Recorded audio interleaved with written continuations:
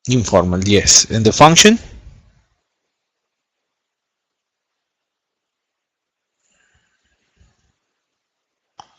Invitation.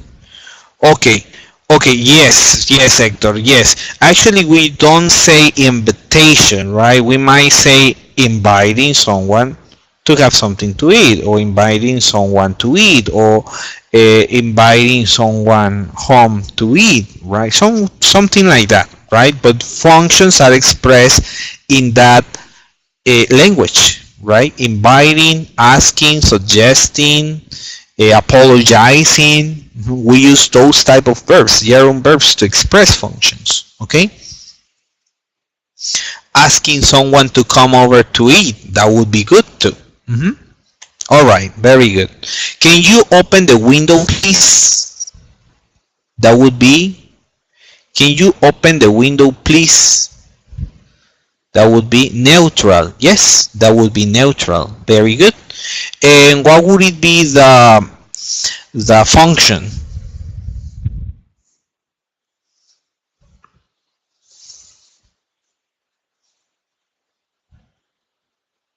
Asking someone to open the window, yeah, requesting something, asking for a favor, requesting someone to do something, right? Different ways to say it. Okay. No way, I'm not doing that. No way, I'm not doing that. Number 5. What do you guys think? Formal, informal, neutral?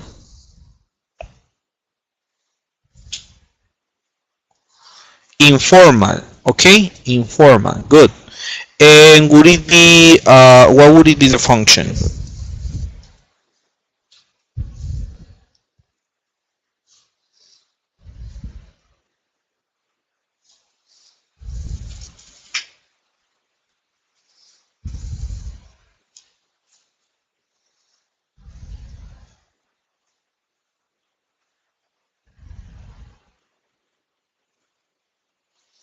Suggesting.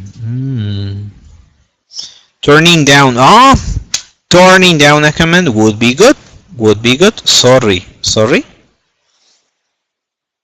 You mean saying sorry, probably, no? Politely, no? No, not politely, no, because they say, no way, I'm not doing that, right? I would say turning down, or I would say refusing, no? Refusing something. Or refusing to do something, right? That would be another function. Okay, I agree with that. I agree with that. Formal, informal, neutral. What do you guys think?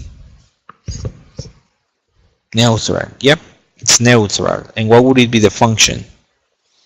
It is neutral. It's neutral. And what would it be the function? Refusing a request. Let's see. What would it be the function? Agreeing. Agreeing with something. Agreeing with somebody. Agreeing. Yeah, it would be that. Okay, number 7. Hello, I'm Josephine. Okay, what would it be would it be the register? What would it be the register? Formal, informal, neutral? Neutral, formal.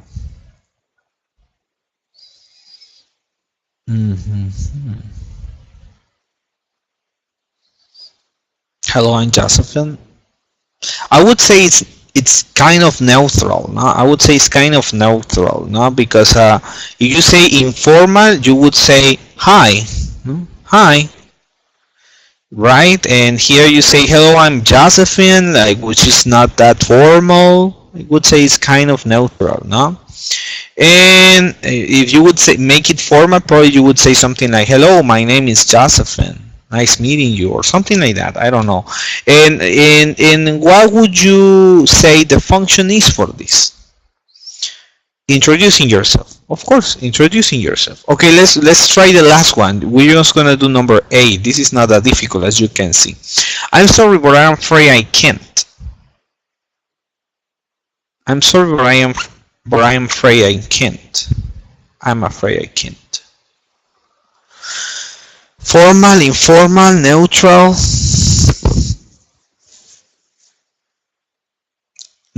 Informal. Mm, I'm sorry, but I'm afraid I can't. I don't think it's that informal. I don't think it's informal. Look, it says, I'm sorry, but I'm afraid I can't. Because you say, I'm sorry, I'm afraid, right? You can say, no, I can't. No, I can't. That would be informal. No? You say, I'm sorry, I'm afraid, right? I really think it's a neutral way to say it. A neutral way to say it. And what would it be the function for this?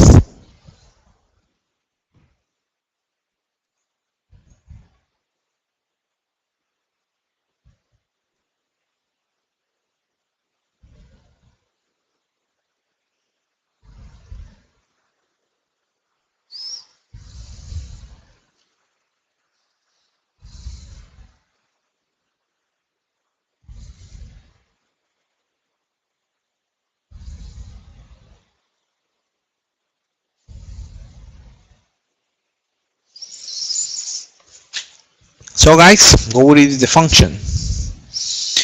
Giving excuses. No, not precisely, Gerardo, because you are not giving an excuse. You are just saying, I'm sorry, but you are not giving any excuse. Expressing sorrow. Yeah, it could be expressing sorrow. Apologizing. Yeah, apologizing sounds really good too. Mhm.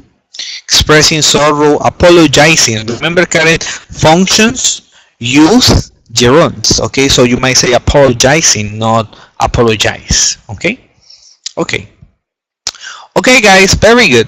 So functions are not difficult to understand. Okay, especially because we as teachers have seen them many times in our books. Okay, let's continue on and let's try this last activity for functions.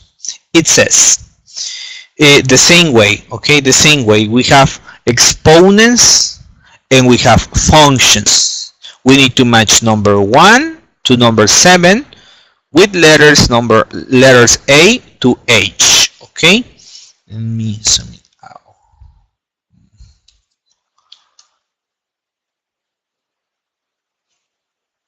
Please, guys, go ahead.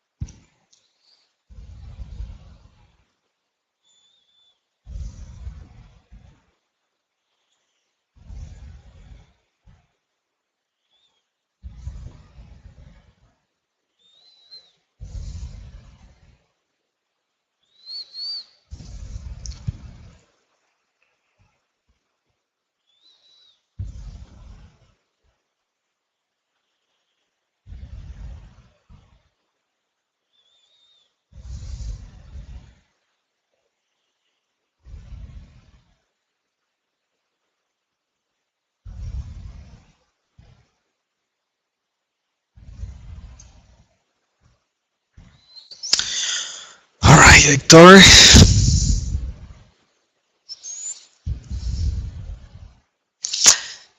All right, Victor. Number 5 is not correct. Monica, number 1 is not correct. Number 2 is not correct. Number 4 is not correct. Number 6 is not correct either.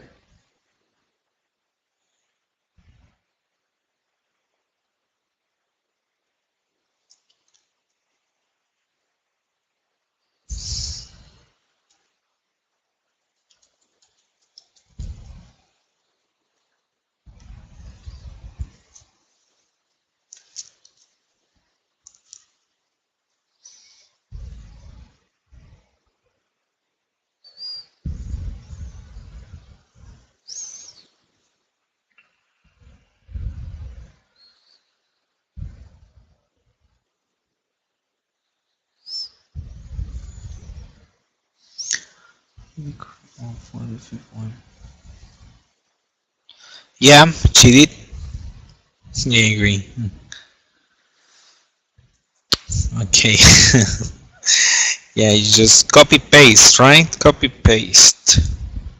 Whatever she said. No?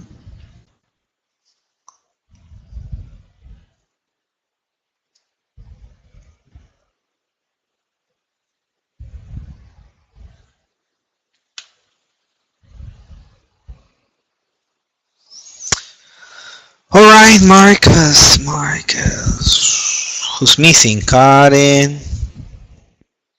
Who else is missing? Gerardo. Alberto.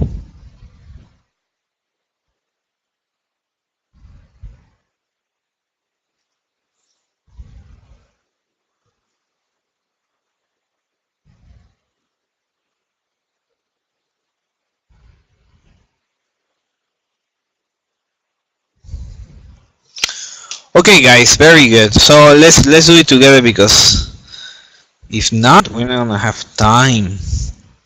Mhm.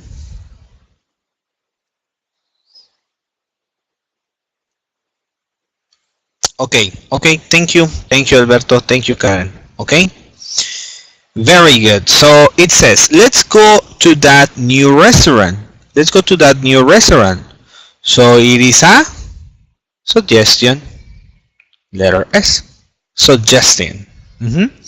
Number two, they might win. You never know.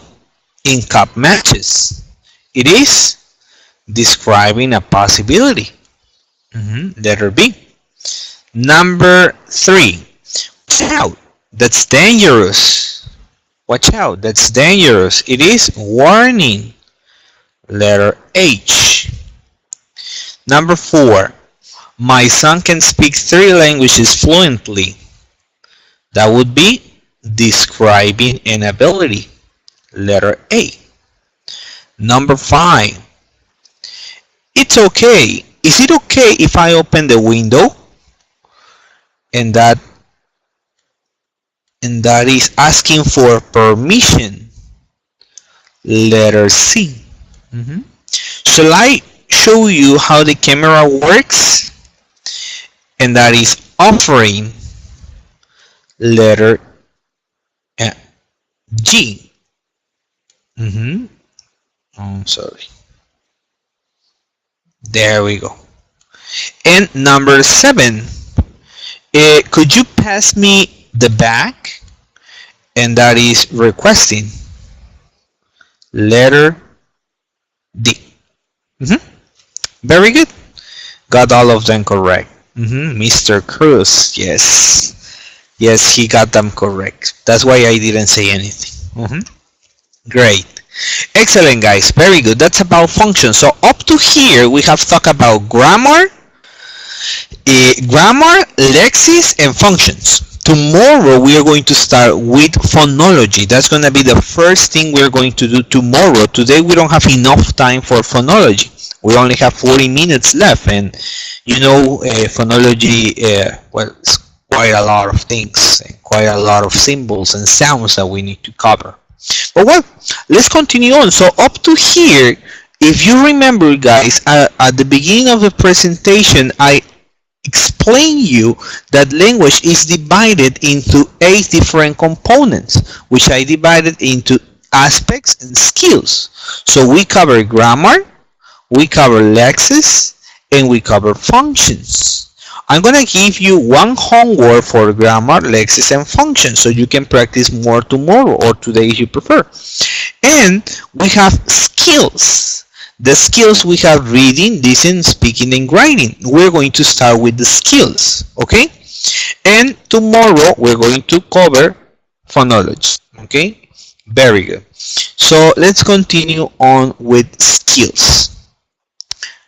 Let's start with the first one. The first one is reading. Reading for Friday. We need to give it plenty of time. No, remember, guys, you don't need to master phonology. It is just to remember and to match the sounds to the symbols, right? Of course, we're going to have plenty of exercises and activities besides the one that I'm going to present you. I'm going to give you more for homework. But anyhow, I mean, as I said at the beginning, there are 80 questions for all of the topics I'm going to show you. And module 1 is going to be today and tomorrow. So there are plenty of things, and they are just going to be like 1 or 2 questions only for phonology in the real exams. 4, 5, that's too much. 5. Okay, so don't worry, you don't need to be the masters of phonology, but we are going to see everything. Anyhow, I'm gonna give you all the information, and I'm gonna give you some web pages in case you guys want to practice more. Okay, great. Okay, let's continue on. So I was saying, reading. Reading is a receptive skill, like listening. It's a receptive skill, like listening. This means it involves responding to the text rather than producing it. Reading involves making sense of text. To do this, we need to understand the language at word level. We need to understand it at word level. So it's receptive. We don't need to respond in. We just need to understand it at word level. A text contains a series of sentences connected one to another by grammar and vocabulary, and/or knowledge of the word. Reading involves understanding the connection between the sentences. So, here is something really important, guys. Look at this. It says, a text contains a series of sentences, one to another, connecting one to another by grammar and vocabulary, and knowledge of the word. So something important about reading is that by only understanding the grammar or the vocabulary is not enough. When we read something, even in our first language, we need to have some previous knowledge about that specific topic. So that is what it happens with scientific text, right? So if you are going to read something about medicine and you don't have any previous knowledge about medicine, it's going to be really difficult for you to understand it, even if it is in Spanish, right? And it is your first language. So knowledge of the word is important. Reading involves understanding the connection between the sentences. So you got a word, and the word, pum, pum, pum, pum, pum, all together make sentences. All sentences make paragraph, and all paragraph make a text. So we understand those connections. In order for us to understand a text, this one has to be appropriate in terms of coherence, the connection of two sentences using grammar to give them a meaningful sense, and cohesion, the grammatical link between the sentences. So it says coherence and cohesion, right? It says, and look at this. I am a teacher. The teacher was late for class. Class rhymes with grass. The grass is always greener on the other side of the fence, but it wasn't. Can you guys understand this?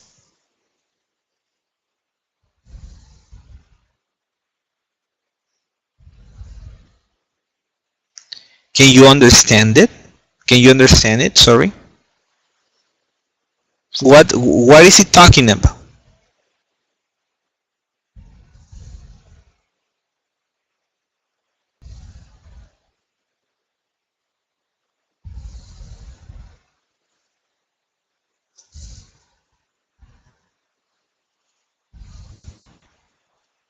No, you cannot understand it.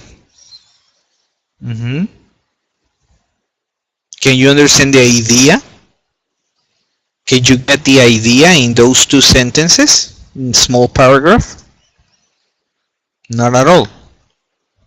Can anybody understand it?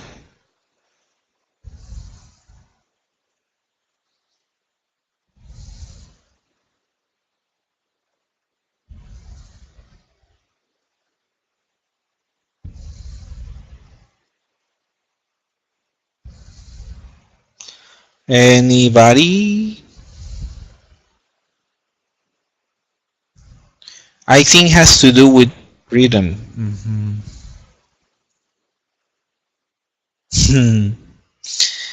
It has no sense, right? It has no sense.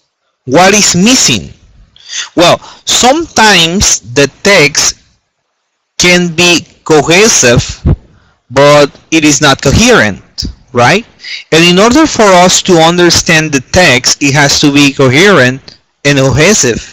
For example, this text is not coherent at all. I mean, the grammar is correct, the vocabulary is correct, the spelling is correct, but the sentences are not linked in a proper way for us to understand it. It's not coherent. So the connection between the sentence doesn't make sense. When it doesn't make sense, we say it's not coherent. Coherence has to deal with the sense, that it makes sense, it has a sense, it has a meaning. I mean, we can understand the idea. When we can understand the idea, we say it is coherent. Okay? And cohesion has to deal with the grammar. So this piece of text is cohesive, but it's not coherent. But even though the grammar and vocabulary is alright, it doesn't make sense. So it is a quiz. It is a quiz. No, it's not a quiz. It's just an example that I wrote about something which is cohesive but it's not coherent. Okay, it's just for you guys to understand the difference between coherency and cohesion. Okay, so you guys understand that sometimes something can be cohesive. It means it can be well written in spelling and grammar, but it's not cohesive. Okay, sorry, it's not coherent because it doesn't make sense. And I know that you probably guys have read a lot of compositions from your students that they are coherent. I mean, they make sense, but the grammar is not right. So they are coherent but not cohesive, right? It happens, not? So reading implies that the text needs to be coherent and cohesive so we can understand it. If not, it takes us too much time to understand what the reading says. Okay, great. Let's continue on.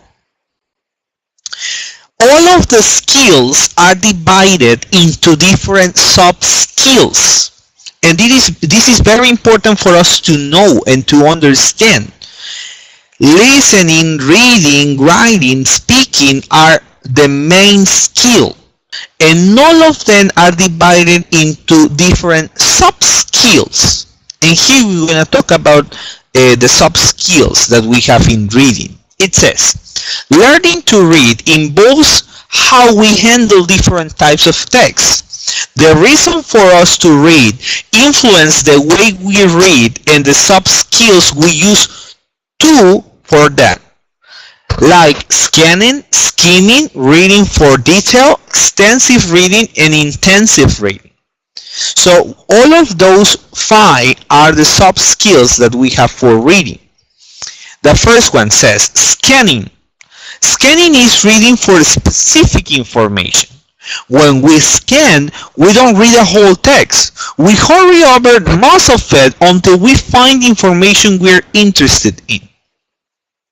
Example, right?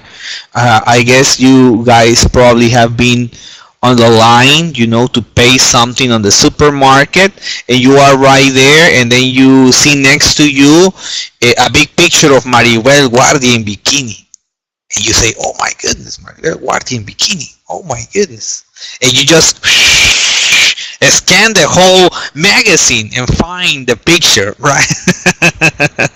So that's scanning. You're looking for specific information, right? You're looking just for a piece of thing. You don't read the whole text. You just go and look at the picture. That's it. Okay.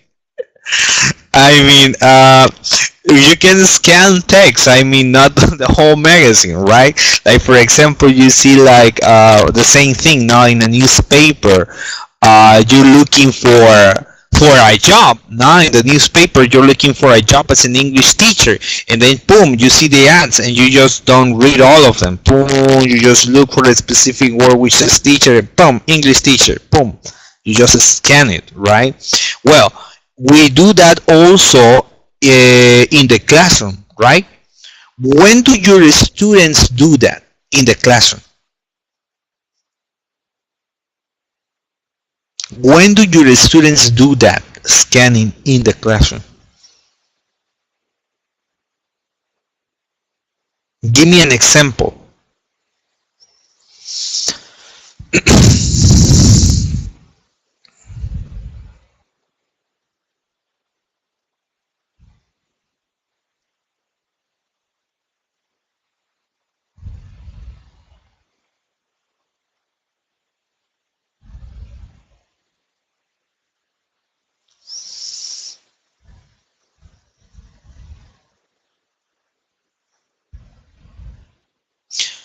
Okay.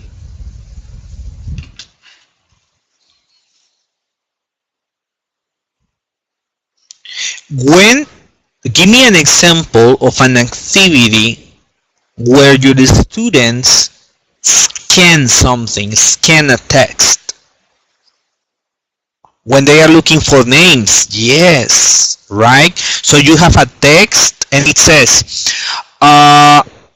who likes to play soccer, right? Who likes to play soccer? And then you need to write, your students need to write a name, right? So they go over the text and they look for the word soccer. Boom! And they see soccer, and next to it, it says Juanita likes soccer, and they write Juanita, right? They don't read the whole text. They just look for specific words in the text. It says the translation of a text. Not exactly, right? Because the translation of a text is the following sub-skill, the following sub-skill that I'm going to talk about it in a second. Another example of scanning. You have a text, a reading quiz, for example, and you have multiple choice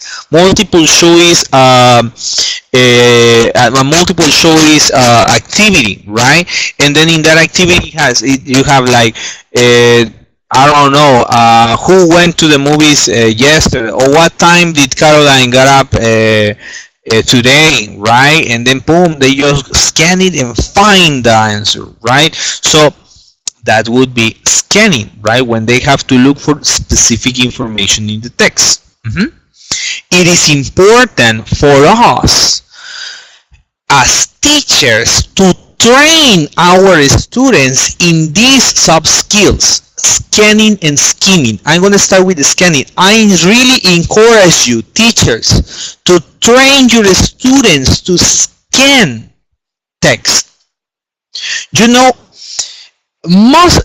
what is right now? I don't know, probably Marcos know, I don't know the others, but right now I'm applying the CENI exams here in Guerrero, right? I'm applying the CENI exams. And you know what is the weakest skill of students? Reading. And it is not because they don't understand. It is not because they don't know English. It is because they don't know how to read. Students or candidates in the exam usually, and this happens also in TOEFL. Why TOEFL and CENI we sometimes have low scores in reading? Well, because they are timed. Because you have a specific time for that activity, for that section. And sometimes what candidates do is that they see reading, and what they start doing is reading the whole text. They read the whole text, and once they finish reading the whole text, and now they read the question, and then they go and look for the question in the whole text, and then boom, they go to question number 2 and they read again the text. And then boom, they go to number 3 and they read the text again, and they read the text like 4 times. If students learn how to scan, well, they will have better results in reading quizzes or reading examinations. Okay, so it is important to train our students to scan. Because students, what we teachers usually do with reading, well, we read them. Most of teachers, I don't know you guys, and I have never been into your classrooms, but most of the teachers, what they usually do is that they have a reading, and what they usually do with the readings is, okay guys, let's read it all together. Open your books on page 77. We have a reading today.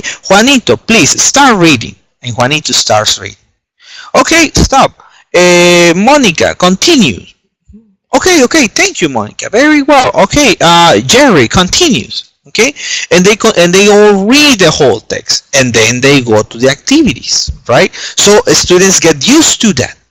Students get used to that, and that's what they do in the exams. Okay, sometimes we tell the students, okay, we have a reading today. Okay, you're gonna read in silence, and later I'm gonna ask you some questions. Okay, and we and we encourage them to read it and to understand it and to get meaning from context, and then we ask them questions. And the students do that in the exams. They read, they guess meaning from context, and later they answer the questions. And that's why candidates fail, readings, or that's why candidates sometimes get really low scores in readings.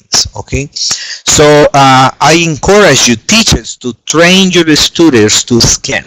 Okay, train your students to scan. Whenever you have the opportunity to have scanning activities in your classroom, do them with your students. Show them how to scan the reading. Okay, it will be really important for their academic life. All right, let's continue on. Skimming. What is skimming? Reading for a guest. When we skim, we read the text quickly to understand what it is about.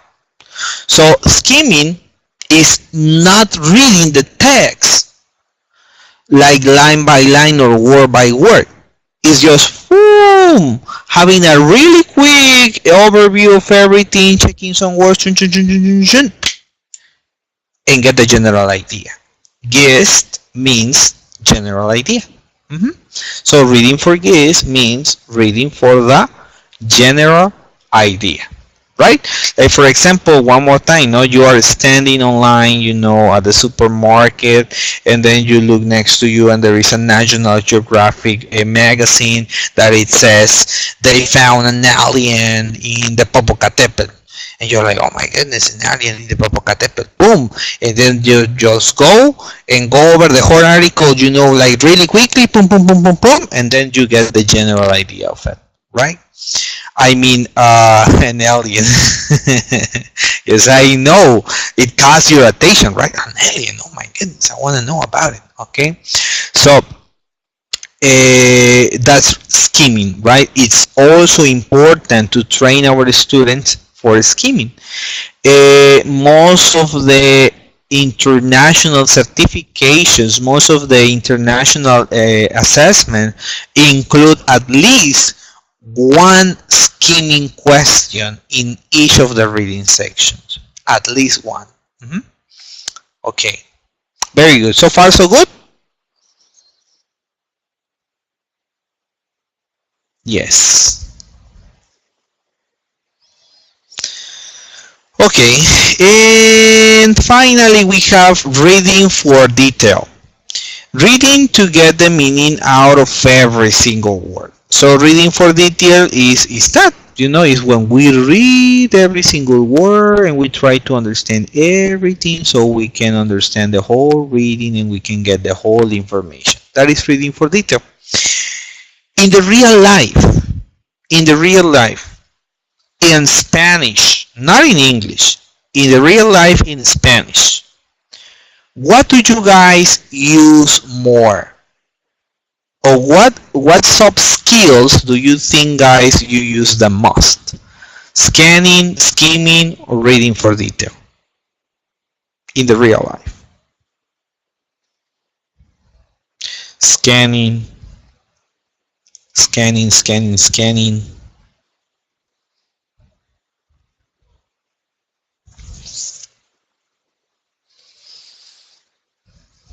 Okay?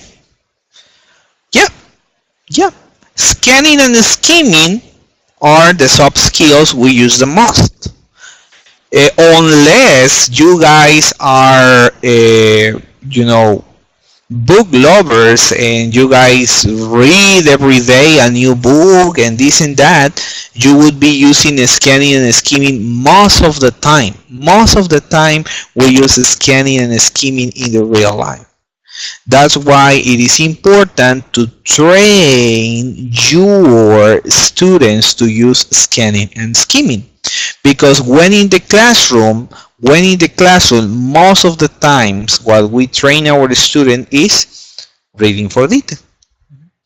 And in the real life, scanning and skimming are much more important. Okay, we can also use reading for teaching purposes. The following two are only for teaching purposes or for learning purposes. I mean, not necessarily teaching, but learning. Example, extensive reading, which involves reading long pieces of text. Like when you are writing an essay and you need to get information from different sources, you have extensive reading. You read and read and read different texts to get most of the information. Or intensive reading, when we ask our students to read a text in order to work out a particular grammar or vocabulary, right? Like for example, okay guys, tomorrow we're going to talk about,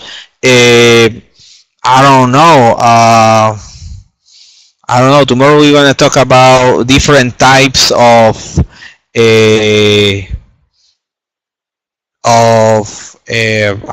different types of companies around the world. And you give them a web page and they have to access the web page and check and read about that topic, so tomorrow they are ready to participate, right? So that would be intensive reading. That would be reading for a specific purpose. That is intensive reading. Or you tell them, oh, okay, yeah, tomorrow we're going to talk about aliens, right? They have to read about aliens. Or, okay, you're going to prepare an exposition. And they have to prepare the exposition based on some reading you give them. Okay, great. Okay, do we use extensive and intensive reading in the classroom? Well, because skimming, scanning, and reading for detail, of course we do it, right? But extensive and intensive, do we use it in the classroom? Do you use it in the classroom?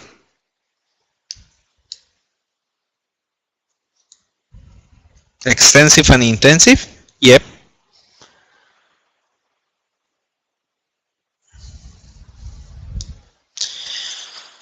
Okay, yep. 2 yes, 3. Okay, most of the times we don't use extensive and intensive. Why not? Because we don't have the material.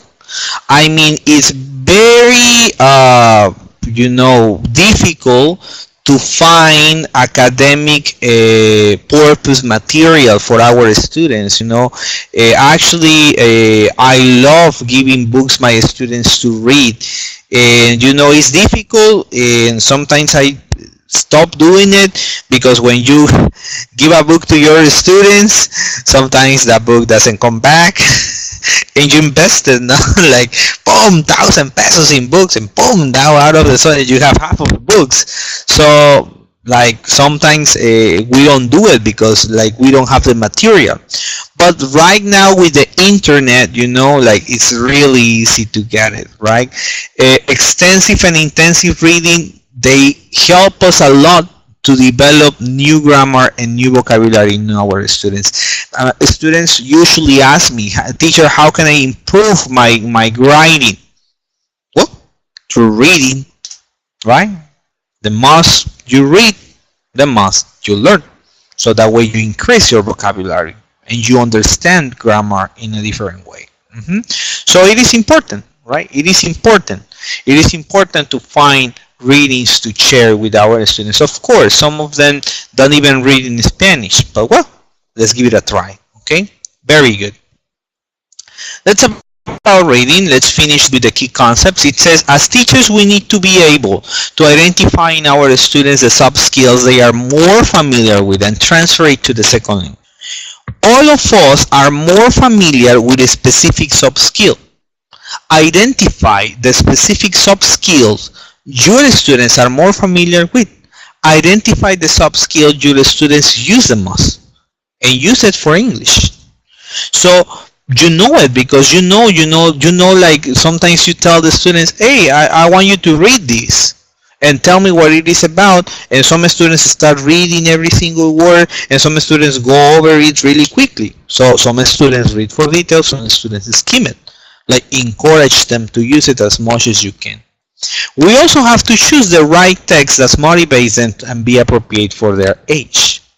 We have to encourage them to read authentic material. In order for our students to develop their language, to develop their performance in English, they need both academic material and authentic material. If we want them to improve their English level just through the academic material they have in the book, it's going to take them too long. But if you give them authentic material to read, or if you encourage them to read authentic material, they would increase their level really quickly. We need to be careful about the exercise we give them, especially today, and especially if you are working with teenagers. You never know what they read, right? Okay, doubts or questions? In this case, the activities for reading, listening, and writing, the exercise go all together. That's why I'm not giving you exercise only for reading, because it comes together with all the 4 soft skills. Okay, so let's go to the next one. The next one says writing. Doubts or questions? Everything is okay? Are you guys all right? Are you guys still there? I'm by myself, right? You're tired. Monica is tired. Imagine, Monica, I have another class at 8:30. So I'm not that tired. I'm thinking, well, I need to hold on. You are here. Very good. Great. Yeah. Okay, very good. Okay, great, guys. Let's continue on with writing, and this is gonna be the last one for today. Writing is gonna be the last one, and tomorrow we check listening, speaking, and we finish this part of the skills, this first part. Okay, very good. Writing. Reading is, sorry, it must says right here, it must says writing. Sorry. Well, writing is a productive skill. That means it involves producing the language rather than receiving it. To write, we need a message to communicate. We also need to be able to form letters and words and to join them into sentences. Writing involves several soft skills. Well, as well as reading, writing also have several soft skills. We have here. The first one is accuracy. Accuracy means using the correct forms of the language. Writing accurately involves spelling correctly, forming letters correctly, punctuating correctly, etc.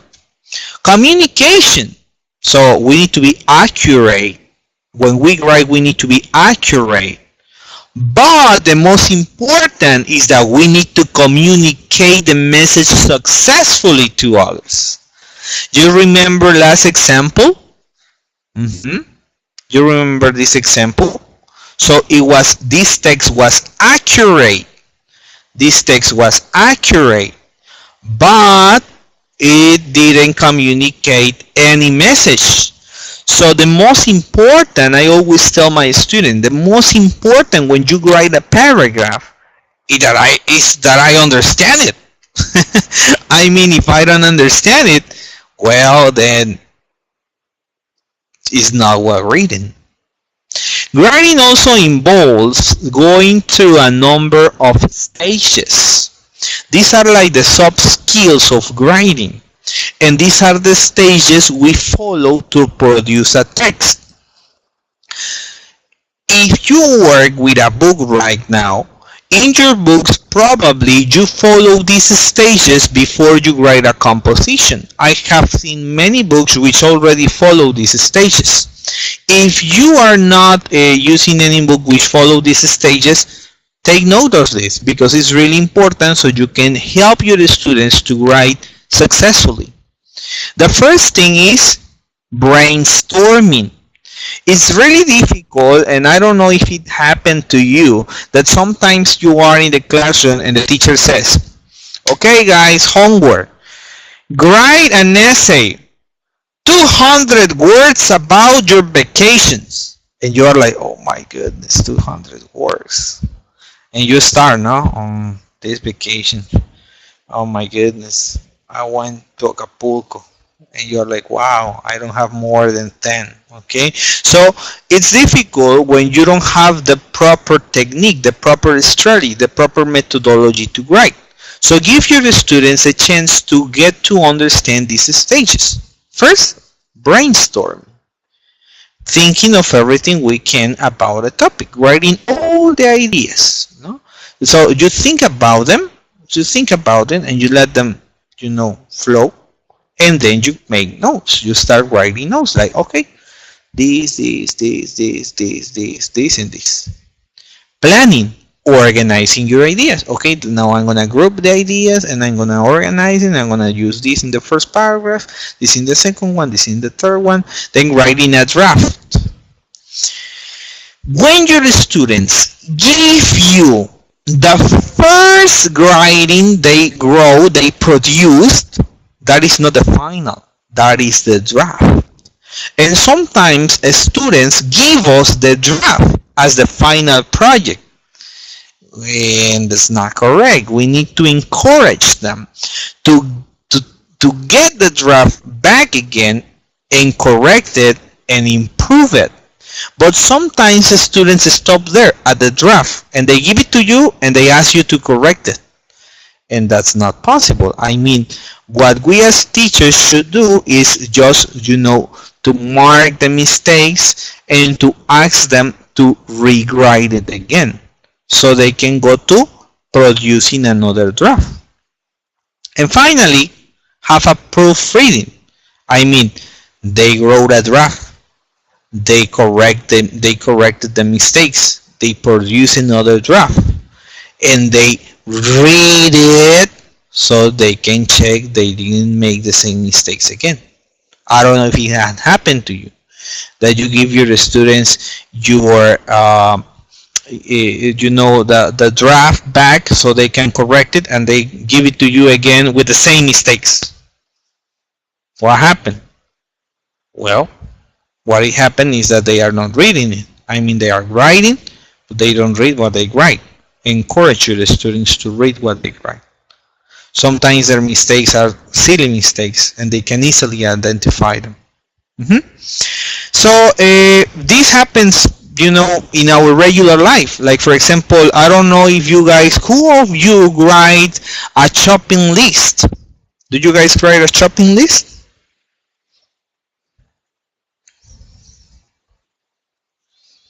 Yes. So when you write a shopping list, what do you guys do? You start thinking like, oh my goodness, what do I need to buy? What do I need to buy? And then you make notes. You start writing it. Chun, chun, chun, chun, chun. And then you see the final list and you say, oh my goodness, it's too much. I don't have enough money. So what do? You start like editing. Let's like editing this, not. And you start like planning, right? And you produce another draft, and then you read it again. So you go through, or adding, right? Adding too, right? So that's, yeah, okay. So we go through this creative, we go through this creative model, right? When we write a shopping list. Transfer this creating module to your English class. So your students can learn how to write essays easily. And that would help them a lot because we know our students, they don't like writing. Okay, guys, well, we're gonna stop right here today. Doubts, questions, are you guys okay?